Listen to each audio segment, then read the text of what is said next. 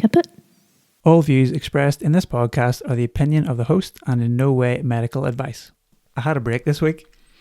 Okay, Tim. Did you enjoy it? Yeah, it was pretty good. But the reason I'm saying that is because I believe it's possibly the first time I've ever had a time off just for the sake of having time off. Yeah, for me time. Yeah, kind of. Let me just make sure that's fine. Yeah. So that was interesting because I feel like I've only ever taken time off to go do something else. Yeah, do things you need to catch up on. Yeah. Obviously, there's been a few things like that, that needed caught up on. All those main tasks that we'll get round to, yeah. Yes, exactly. I literally none of those have happened the whole week. But just having that. So the reason I took the break in the first place was I've just been very tired. Mm-hmm. Just low energy, and obviously been trying to work out what that is, but it just got me thinking about a few things in general along the lines of energy and taking breaks. And do we take enough breaks? Do I take enough breaks? Do I take too many breaks? Are they a good idea? Are they a bad idea? How do you balance it all out? And I think it's fair to say with anything that involves effort, i.e. just working, having a job, trying to be a good member of a family or whatever, there's a point of diminishing returns, if that makes sense, whereby you can work so hard on something to the point where then you actually go backwards. Yep, no doubt. You run out of energy, you run out of concentration or focus or drive, but you keep going because you think, no, I'm a sort of person that keeps going, I don't stop. Yep. But then you're actually doing bad work that you later will have to undo. Because your standards dropped, yeah. Yeah. Because your head's not in it 100%. Yeah. So I could think for me, I could tell I was at that point where I was doing anti-work almost, if that's the thing. Oh, totally agree. I can understand that. I'm very similar where I push hard and burn myself out a lot of the time. So I just keep pushing work on top of work, and I believe they would rather be utilising my time rather than sitting watching TV. So I'll find something to do, and a lot of time it is work.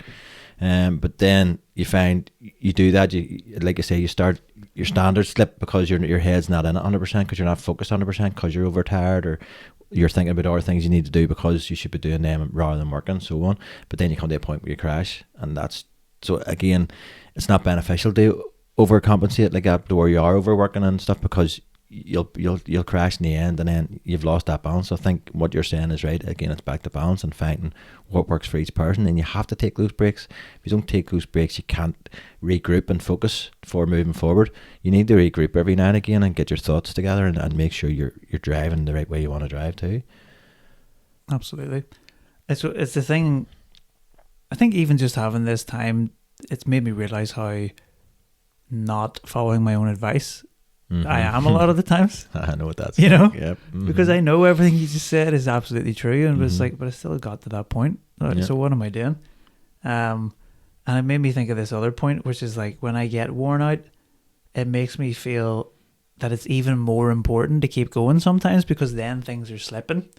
Yeah.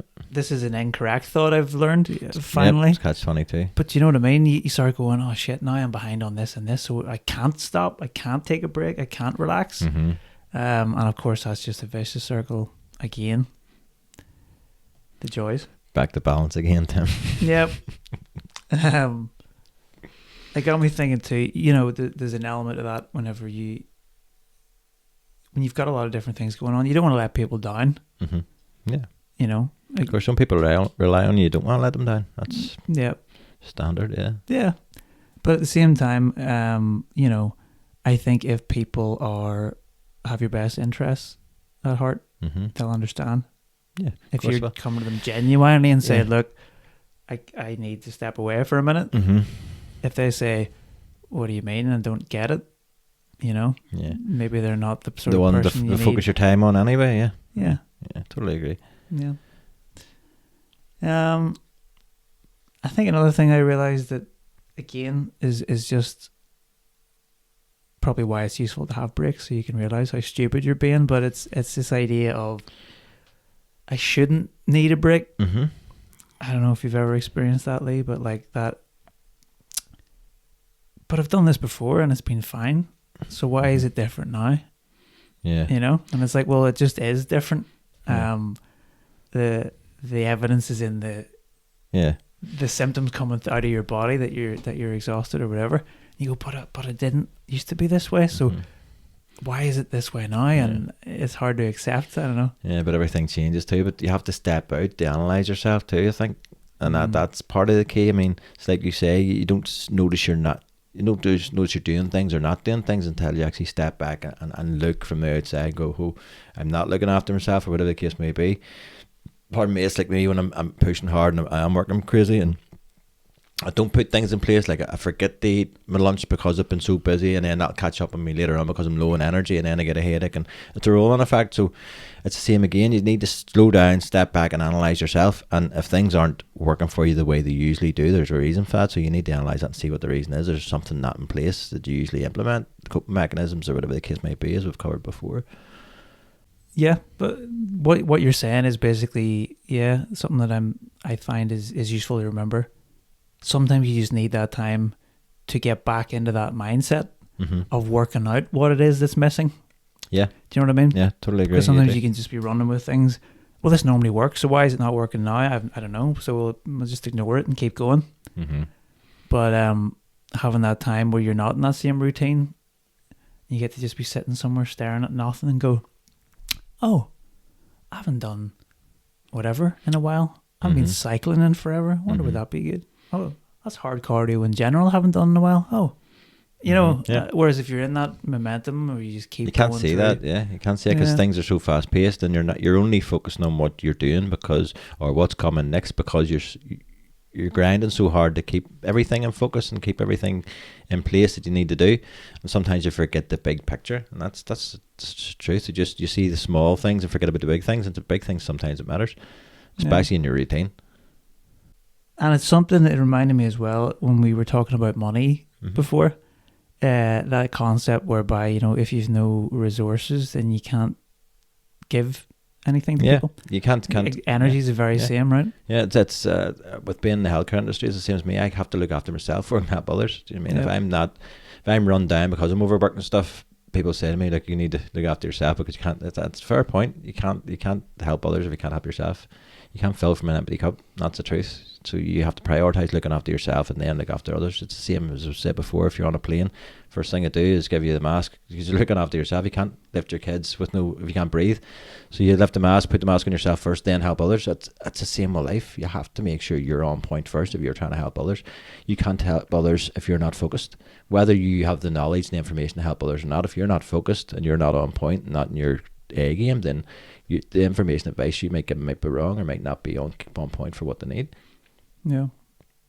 I'm sure there's people listening or watching this that would maybe appreciate this. Oftentimes, whenever you have experienced poor mental health, it comes with tiredness, quite extreme tiredness and fatigue. And I think it's something that's been really interesting about this. Is it's one of the first times ever I've been able to really separate the two. Whereby oftentimes whenever I feel tiredness coming in, I assume automatically, shit, here comes depression normally. Yeah. Whereas I've been really, working on this thing and talking about it with smarter people, a lot smarter than me. And they've helped me to realize that actually there's two different things happening there. Yes, the two exist together. Yeah. But also they exist separately.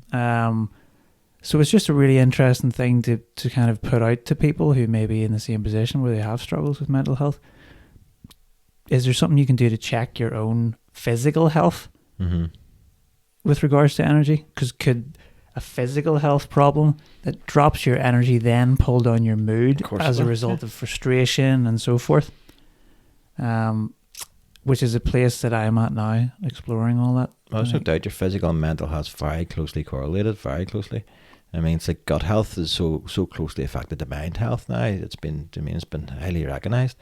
And if you're not eating right, then your mind's not as healthy as it could be. Do you know what I mean? It's the same with most things. Your physical and mental health definitely are correlated together. And I think what you say is people need to see signs and triggers for what they are. So like you say, if you could be thinking it's depression creeping in because you feel that down, dull feeling coming in, that whole drainedness, but yet it could just be tiredness because you've overworked, not necessarily overworked physically, but overworked mentally because you've been thinking about this and this and this and this, and then next minute your mind's just zapped, because it happens. The mind tires out as quick as the physical body does. It's no different.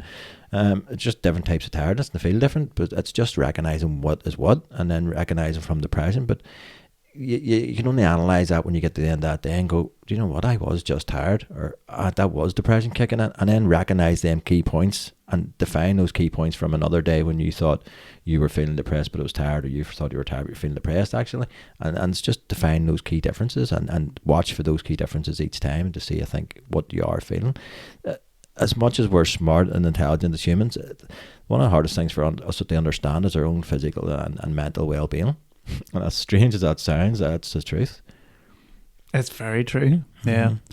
It's a complete minefield that can get really overwhelming really quickly, Yeah. I think, for people. You know, I'm sure yourself or anyone else who's ever Googled causes of tiredness or fatigue or anything. I mean, it's just It's a minefield. an inexhaustible list Yeah. of, well, it could be that you're dying, or it could be just a That's exactly it. minor That's- thing. It could be your weight, your Yeah. your diet, your gut health, as you say, like Be a your multitude of things. can be mental health. It's just, Be one single thing, or could be a multitude of things. yeah, And that's the problem, and that's why a lot of people turn to professionals and go to a psychiatrist or go to a doctor when they feel certain ways and they can't. But we need to really learn to try and recognise these things ourselves in our own body. And again, it's through trial and error. If you feel this way, see if it is depression, see if it is tiredness, whatever it is. Maybe take a nap, see if you feel better. It was tiredness. If you don't, you've clearly something underlying, address it. Figure out what it is and figure out why you're subconsciously unhappy. Because if we're unhappy, there's a reason we're subconsciously unhappy, and it's just getting to the root of that every time. I think, like a lot of things, Lee, that we end up talking about on this podcast, it's something that's just really useful to be cognizant of.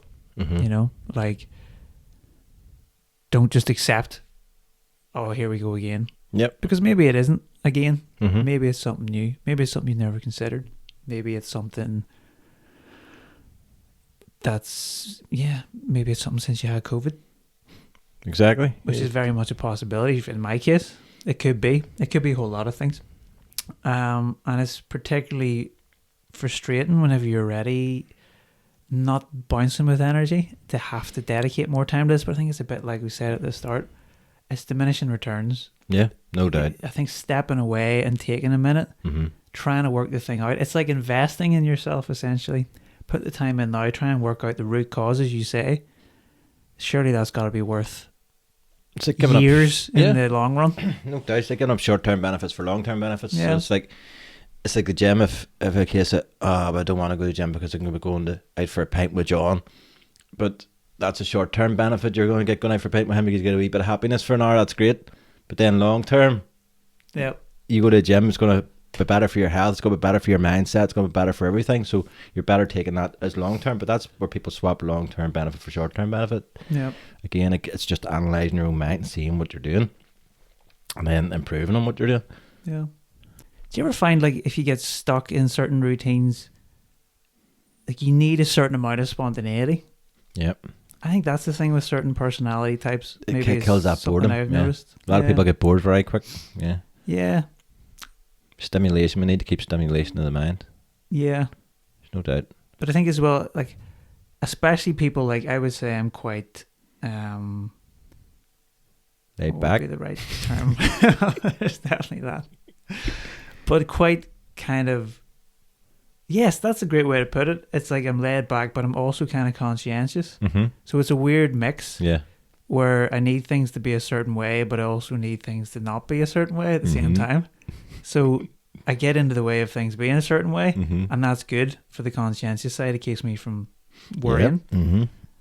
But then on the flip side, as soon as I go and do something a wee bit different, especially a wee bit more adrenaline filled or Yeah. whatever, that can just change everything and make me just feel completely different for a week. Mm-hmm. And again, I think that's just something I've just been thinking about. That's refreshing. How do you introduce that in a more systematic way, maybe? Yeah, in a life space rather than Yeah. Rather than have to go, chase that. Yes, yes, exactly. yes. Rather than or, having to or I'm chase it. feeling crazy, let's go Yeah, do it. Something. yeah, No, just yeah. like, well, what's Yeah. not crazy, but somewhere in They'll the middle. give you that. Yeah, lift. Yeah. Yeah. Again, things you get a chance to think about. Yeah, when you get a When wee you bit of take a time to little break. yourself, Yeah, which is rare nowadays with everybody. it is. I think that's a problem. We don't take enough time to ourselves, and like you say, that me time. Every time we book a bit of time off work or whatever the case may be, we've always something planned to fill that space. Well, it's never a case of, right, I'm taking time off and I'm just going to take a bit of time to focus on my mind and make sure I'm 100%, make sure that there's nothing needs addressed here, that everything is clear. Because like I say, everything, there's always something else in your mind. If you're working, you're thinking about your work, you're thinking about what you're going to do later, you're thinking about the kids later, you're thinking about who you have to pick up, who you have to drop off. You think about it, always think about something, someone else, something you have to do. Or if you take that day off for me time, that just clears that and gives you a bit of silence in your head. You know what I mean, just clears that noise to where you can actually focus on yourself and analyze yourself like you need to see if things aren't in check, or if you need to do things to put things in check, to put routines in place, to put coping mechanisms in place, or whatever the case may be. Just analyze yourself to say, am I at 60% good mental health, right? 80% good mental health a minute? But let's put our physical health alongside that. What's that at? Is that 40%? Is that 60%? And see how you can improve in both of them, because one affects the other, and that's the truth. Like I say, there's nothing more releasing endorphins like training the gym and stuff. It raises your dopamine levels. It's the same again. It's just things like that to give you that wee boost, and it's making sure that you implement what you need to implement to keep yourself at peak mental health. And I say physical health, no doubt, goes alongside it. Couldn't agree more. It's good. It's just a matter of keeping the two things rolling, as you say. Yeah. It's so easy to let one. Life's just so fast paced. Life is so fast paced now that we just don't get time to focus on ourselves. We barely get time to focus on our families, never mind ourselves. Do you know what I mean? And we're always going to focus on our families before ourselves. Yeah. So that just shows you how little time we actually have to focus on ourselves. I think even whenever you're saying the term, maybe this is just my personal problem, but like the term me time, oh, I just can't. Yeah, because what makes me entitled to that me time? Yeah. No, I get that. You know? I was the same for long enough, but you need that. Do you know what I mean? Why Why are you? I just why need are you to discrediting yourself from taking that me time? Why are you not special enough to give yourself that me time? Do you know what I mean? Why do you have to give that time of yours to everybody else? Yep. Totally. Don't get me wrong. There becomes a line. Do you know what I mean? There's people who are selfish, who have too much me time. You know what I mean? And don't do things for others. But it's finding that balance again. And I think you have to give a certain percentage of time to yourself. Like I said, it doesn't need to be every week, but you need to sit down every now and again and analyse yourself for how you're feeling and what you can do to improve that, because otherwise you don't notice you're slipping as easy, and then you slip further. Say you do suffer anxiety and depression, whatever the case may be, and you're on top of it and it's all great, but then your coping mechanisms start to slip because you're fast paced and you're working so much, whatever the case may be, and you don't see it coming for 3-4 weeks and your mood's slipping slowly. But if you stop and address it and catch it soon enough, it's easier to get back to where you're at with peak mental health. Where if you don't stop soon enough to address it, and it's maybe 3 months down the line instead of 3 weeks before you stop and go, hold on, I need to regroup here and see how I'm feeling, and analyse yourself, how you're feeling, how you're eating, and so on, how you're sleeping, all those things, then it's so much harder to pull yourself back up. But if you just take a wee check every now and again on yourself, it doesn't take as long to do that check, and it doesn't take as long to do the repair work that you need to do to keep yourself of good mental health, I think. Very well said. And I think even then, probably whenever you do that enough, it becomes such a habit. You maybe then don't even need to step over away. time. Hopefully, you won't need to, because it say everything's habit forming. It's the same as depression. It's habit forming. You get into a habit of thinking of the negative things. It's the same as anxiety. So when you're getting out of that, you're training yourself to start focusing on the positive and stop focusing on the negative things. It becomes habit forming to where 3 months time it's a bit easier. 6 months time it's even easier. A year time it's just natural to think positively. It's the same with most things in life. We're so habitual as humans that it's the same with eating and drinking and sleeping and your standard routines. We're just habitual animals, and that's the sad reality of it. When you're in a downward spiral, because those habits are still in place, you'll still do the negative things that cause the negative thoughts. So you need to just catch yourself on, see when you're at that point, and then work on reversing that back again. But like I said, further down that hole you get, the harder it is to come back up. Yeah. Here's a random one for you, Lee. Recently, I had a look at that show on BBC, Wim Hof's new show. Oh yes, Have you seen Freeze it? the Fear, yeah. Yeah? What did you think? I thought it was very good. Now I've watched Wim Hof for a lot of years now. I'm very fascinated by the man. He's amazing. He really does amaze me. Yeah, but yeah, I watched the show. I was very amazed at how it helped people become so emotional and so open. That was the main thing that got me. It brought them back to human instinct. Do you know what I mean? To where the ego disappeared. Yep. I think was the main thing for me. Absolutely. The ego just vanished within first few sessions, and that for me was a groundbreaking bit of the whole thing. Totally.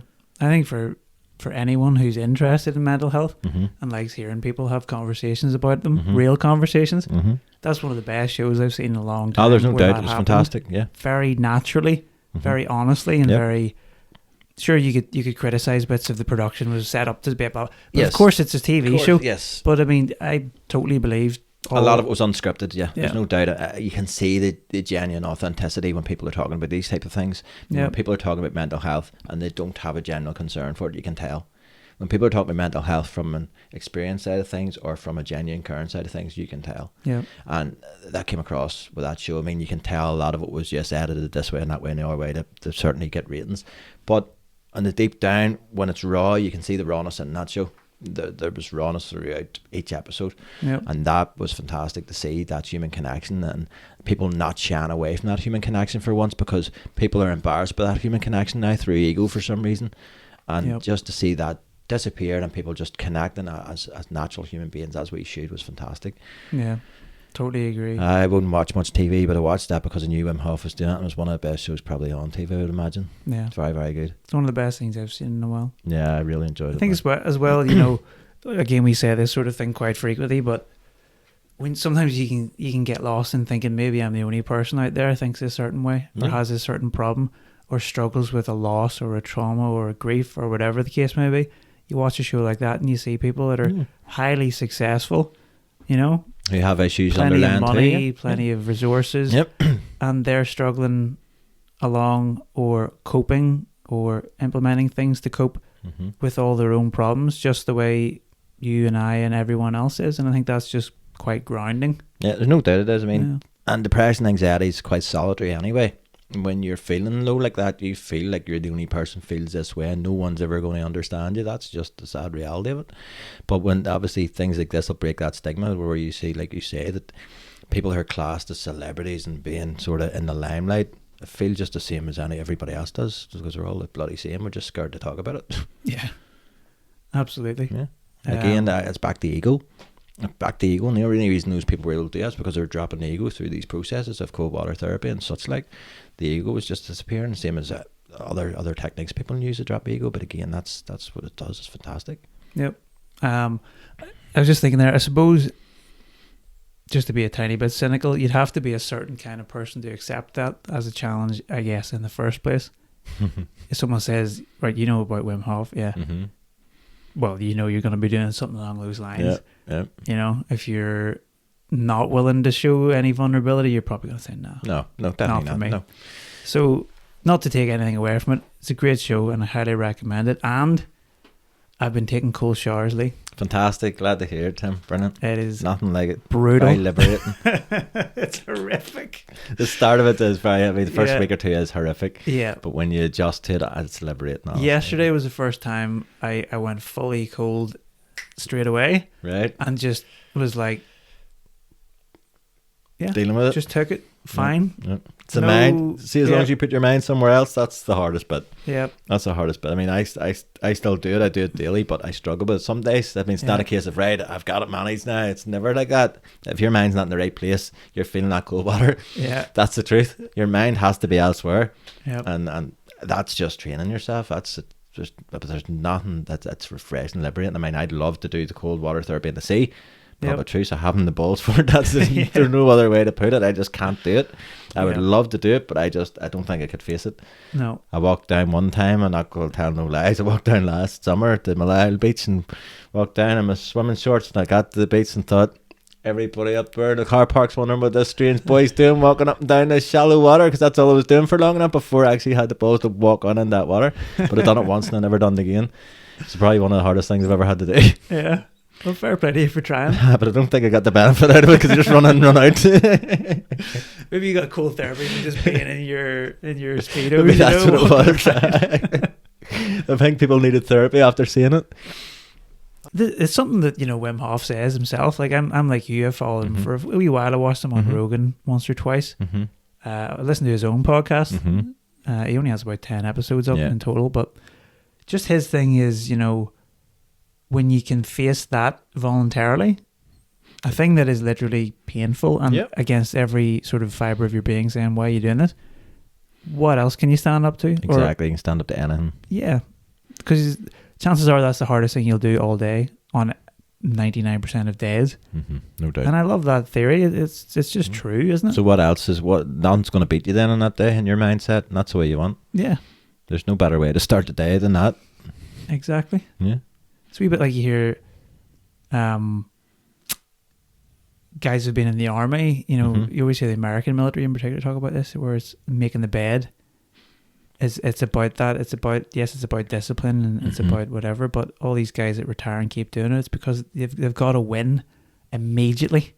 Start the day. First start the day's a win. Making something beautiful, if you will, pristine. They've created beauty before they even start anything else.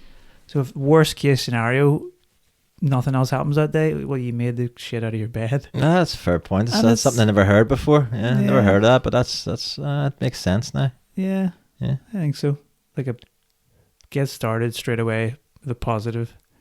Yeah, that's something I want to come back to you just very briefly on. You mentioned me time. All I was getting at there was it needs rebranded for me to accept it as a term. That's all it is.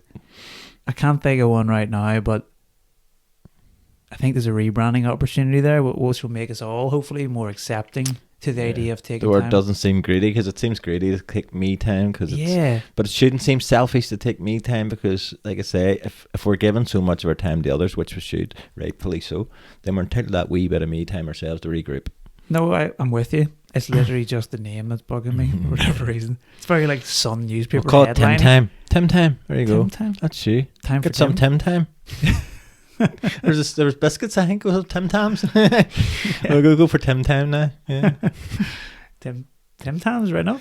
Tim Tams are sweet. They're a biscuit everybody used to go nuts for. You know, you get them in certain countries, Australian, I think, and people used to get them imported in here because they were so nice. Tim Tams, yeah. Okay. Heard a few people talking about them. To summarise, breaks are a good idea. I think we're both agreed on that, Lee. We all need them now and again. Breaks are a good idea. There's no point in burying yourself and then trying to dig yourself out, I think is what you were kind of getting at.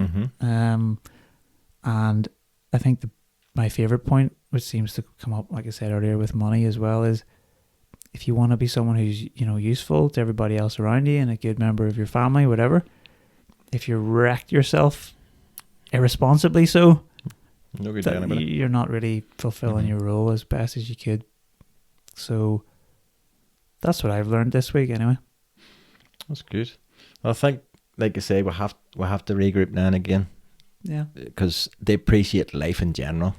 Do you know what I mean? I mean, if we're just fast paced, we're working 24/7, but don't slow down to look at what's around us. We can't appreciate life in general. Yep. I mean, it's like living in the countryside. You could live in the countryside for years, and be working fast paced, not notice the beauty around you. But you stop and sit down for 5 minutes, and you hear the birds, you hear everything else around you, and you see the actual beauty around you. It's the same with life. You just need to slow down, have a look around you every now and again. I very much agree. Ultimately, you are your biggest priority. You have to be. But I think people like me and you maybe forget that sometimes. Yeah, it's easy done. Yeah. Cool. Well, Lee, thanks very much for chatting today. Anytime, Tim. It's always a pleasure. Cool. Like I mentioned to you earlier, Lee, there's now a rating system on Spotify. So if anyone is watching and fancies giving it a wee star rating, that'd be great. Likewise on YouTube, if you want to like it, subscribe, any of that kind of thing, that's always appreciated. And we'll see you soon. Caput. Watch the full video podcast on YouTube at Caput Network.